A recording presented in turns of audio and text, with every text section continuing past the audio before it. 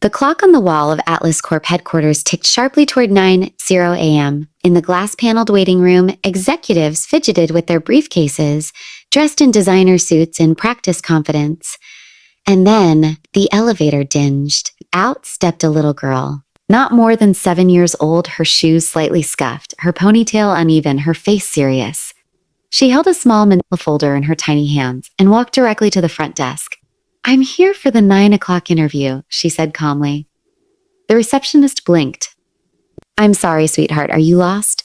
No, my mom's sick. She was supposed to be here. But I know everything she knows and I came instead." Silence, then laughter. Not from her, but from a sharply dressed man behind a nearby pillar. "This has got to be some kind of joke," he muttered. But the little girl didn't blink. She pulled out a resume from her folder and slid it across the desk. "My name's Mira. My mommy is Priya Das. She stayed up all night making that presentation for your company. Even though she had a fever of 103. She told me what to say. I remember all of it." The receptionist hesitated, then picked up the phone and dialed. "A Mr. Veer Malhotra. Sir, you might want to come see this." The elevator doors opened again, but this time it wasn't a child, it was Veer Malhotra, the CEO of Atlas Corp. Mid-30s, tailored charcoal suit, precision in every step, known for being ruthless with numbers and impossible to impress. He didn't like delays, he didn't like jokes. He certainly didn't like being called down from the 40th floor over a child, but the moment he entered the lobby and saw Mira standing there, small, poised, clutching a folder like her life depended on it, he stopped walking. "Who are you?" he asked. "I'm Mira Das," she said confidently. "Amaimi is sick. She was supposed to interview for the marketing strategist position today, but she told me everything last night. I can present it." He stared at her. The room had fallen silent. Even the receptionist had forgotten to breathe. "And what exactly do you plan to present?" "Imami's campaign for your tea brand. She said your product is good, but your message is weak. She had a better idea. I can show you. I memorized the whole thing." There was something in her voice, not arrogance, not childishness, conviction. Veer slowly walked over and knelt to her level. "How old are you?" "A 7 3/4. "And you really think you can pitch me your mom's strategy?" "I don't think," she said. "I know." He stood, turned to his assistant. "Clear the small conference room." "Sir?" the woman asked, stunned. Let's hear what the youngest candidate in Atlas Corp history has to say." Minutes later, Mira was standing on a step stool in the middle of the conference room. Her folder open, her eyes fixed on Veer and the 3 senior managers sitting beside him. She began. "Good morning. The tea industry is saturated with old recycled ideas. But what people really want isn't just a warm cup of tea. They want a story, a moment, a feeling of home. My mommy says the message should be about connection." She clicked the remote. A beautifully designed slide flickered to life, one her mother must have created. It was elegant, emotional, and brilliantly targeted. "This is the tagline my mommy wrote. Every cup tells a story. Make it part of yours." Veer leaned forward. It was actually good. Really good. Tea. After 10 minutes, Mira finished. She looked directly at him and said, "That's everything. My mommy said it wasn't perfect, but it was honest. She stayed up all night while coughing just to finish this." The room stayed silent. One of the senior execs cleared his throat. "Sir, she's just a child." This wasn't. Veer held up a hand. "She's not just anything. She's a daughter and a damn good communicator." He turned back to Mira. "Where does your mom live?" "In the housing flats near the metro." "In the housing flats near the metro. Is she still sick?" "Yes, but she told me to smile a lot and speak clearly. I did that." "Yes," he said softly, "you did." The meeting was over, but nothing would ever be the same again. Later that evening, after the boardroom lights dimmed and laptops closed, Veer Malhotra didn't take the express elevator to the underground parking. He did something he never did. He asked his driver to take a detour to Sector 11, a modest residential area near the edge of the city. "The flat's near the metro station," he said. Building C. The car pulled up to a narrow lane where clothes hung between balconies and children ran barefoot after a tattered football. Veer stepped out, clearly out of place in his custom Italian shoes and pressed shirt. He checked the nameplate twice before knocking. The door creaked open, and there stood Priyadas, tired, hair slightly damp with sweat, a hand clutching a handkerchief, clearly still feverish. She blinked at him, confused. Yes, yes, you're Priya Das, he asked. Yes, I'm sorry, I'm not sure. Your daughter Mira came to Atlas Corp today. Priya nearly dropped the handkerchief. Oh no, I told her not to actually go. She was supposed to drop off the presentation, not she trailed off. She presented it, Veer said, with clarity, poise, and heart. Priya's eyes widened. She did? She did, he confirmed. And I came here to meet the woman who raised a little girl brave enough to do that. He was invited inside. The flat was tiny, barely 2 rooms, but it was clean, neat, and filled with signs of love. On one wall were crayon drawings. On another, sticky notes with motivational quotes. Broken laptop sat charging on the table, its screen cracked but glowing with life. I'm so sorry, Priya said again, coughing softly. I had a bad viral fever. I didn't want to cancel the interview, but... So you trained your daughter to speak in your place? I didn't train her, she said gently. I just shared with her. We talk like that, always have. He looked at her with new eyes now, not just as a candidate, but as a mother, a thinker, and clearly someone with fire buried beneath exhaustion. Your presentation, he said slowly, was the best we've seen in weeks. Priya blinked, stunned. It was Mira's delivery, she said. She remembered every word, with better conviction than half my board. He paused. Why haven't you worked at an agency or pitched before? Priya smiled weakly. Because after my husband passed, I had to choose between chasing ambition and chasing school buses. There was no self-pity in her voice, just fact. Amira saved me, she added. You didn't have time to fall apart. Veer stood in silence. For a man used to being the smartest one in every room, this quiet flat, with mismatched curtains and peeling paint, held more integrity than all the boardrooms he'd ever sat in. He cleared his throat. We'd like to offer you the role. Priya looked up. A what? A marketing strategist with flexibility. You can work hybrid, and will include family health coverage. She said nothing. Her hand trembled slightly as she touched the edge of the sofa. I didn't expect it. You didn't have to expect it, he said softly. You earned it. And in the doorway stood Mira, still in her school uniform, her backpack slipping off her shoulders. Did I do okay, Mommy? She asked nervously. Priya walked over and pulled her into a hug. Tears in her eyes. You did better than okay, sweetheart. Will you work for the nice man? Yes, Priya said, looking at Veer. Yes, I think I will. That night, Veer sat in the back of his car again, driving through the glittering city lights. He'd spent years surrounded by billion-dollar ideas and Ivy League results. But that day, the best presentation he'd ever heard came from a child. 2 weeks later, Priya Das walked through the revolving doors of Atlas Corp, not as a visitor or applicant, but as an employee. She wore a modest navy kurta, her hair neatly tied, a nervous smile on her face. In her hand was a simple leather bag and a sticky note with Mira's handwriting. Good luck, Mommy. Show them what you've got. Flex Blue. The office buzzed with the usual Monday tension. Coffee cups, back-to-back meetings, elevator chatter. But for Priya, everything was new. The glass walls, the speed, the people. What surprised her most, though? No one treated her like a charity case. Her badge said strategist. Her desk near a large window had her name on it. And her first project? The same tea campaign she and Mira had stayed up building in feverish desperation. In the next room, Veer watched from his office. He had done his research. Priya's CV wasn't flashy, but it was real. Freelance gigs, creative copy, social media concepts that had gone viral with zero budget. More importantly, she had life insight, the kind that didn't come from Harvard, but from balancing rent, grief, and a daughter who asked too many brave questions.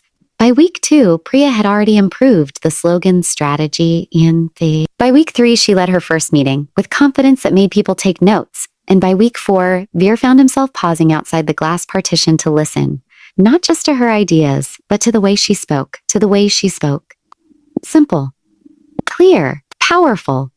Your campaign feels human, one executive told her. Because people are, she replied. They want stories, not slogans. Warmth, not pressure. Veer smiled behind the glass. He wasn't just impressed. He was inspired. Hot beverage and unexpected coffee. It happened on a Thursday. He stopped by her desk.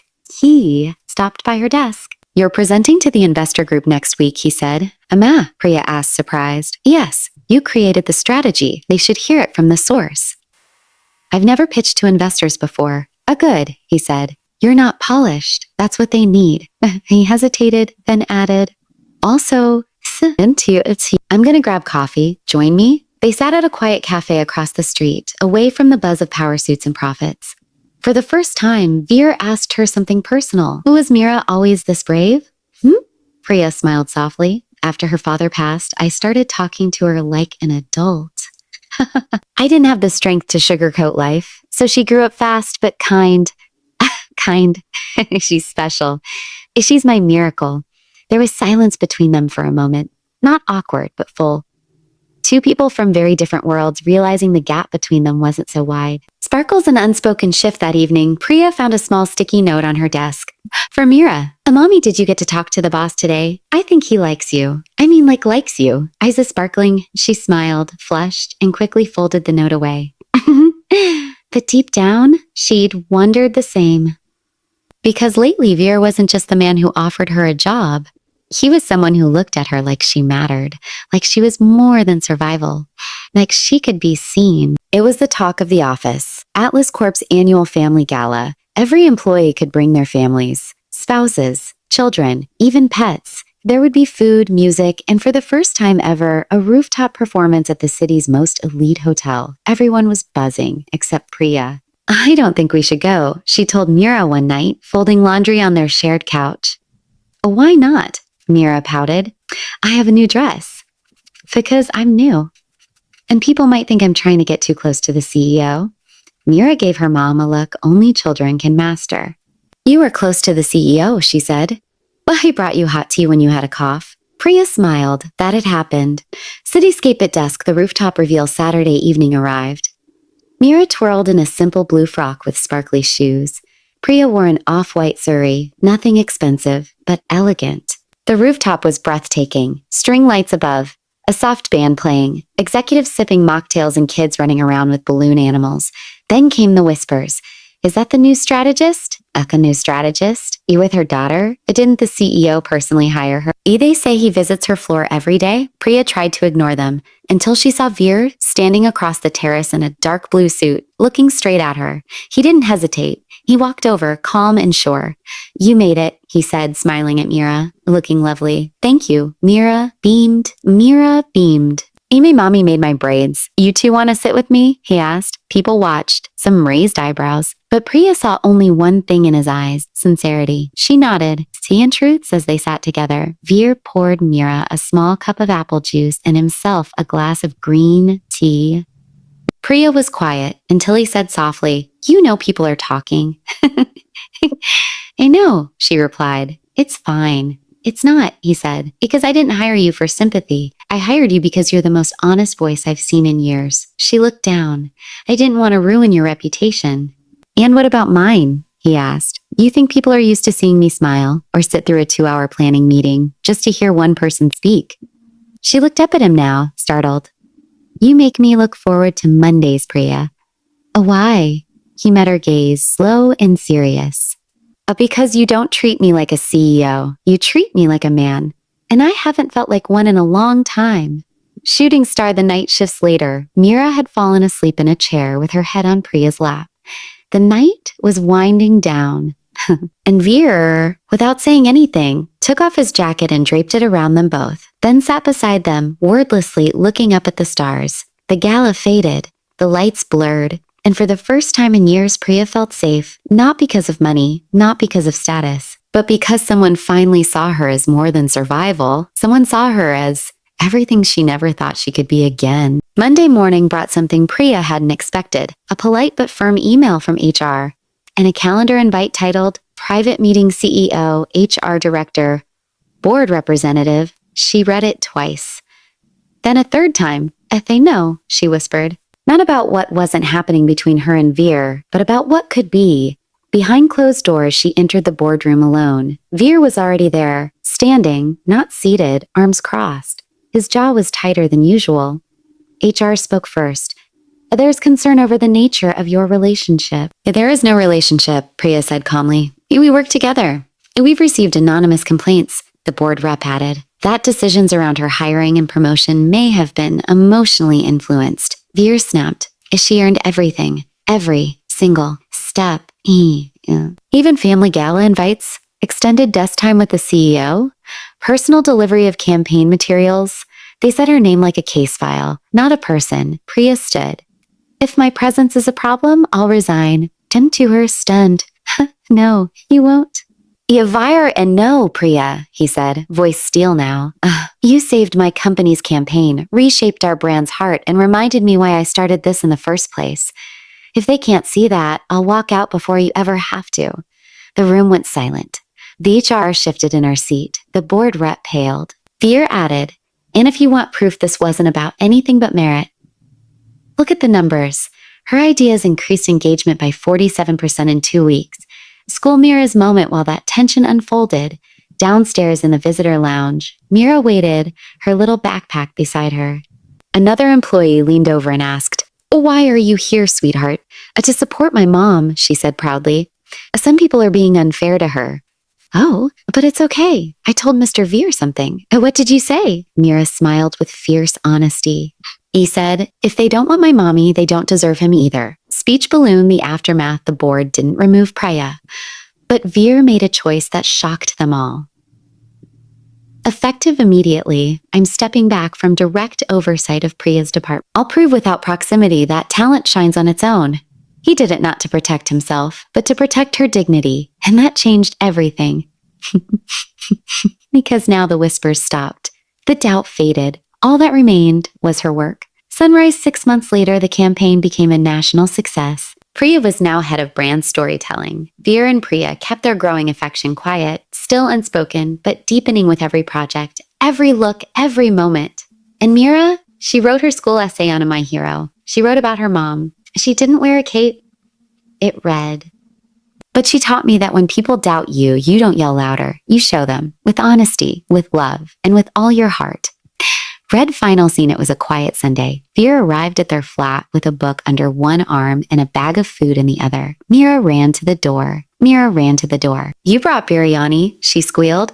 "And chocolate for dessert," he grinned. Priya watched them both, her heart full. As they sat to eat, laughing, a breeze blew in from the open window. It wasn't luxury, but it was home. And sometimes the richest lives aren't made of gold.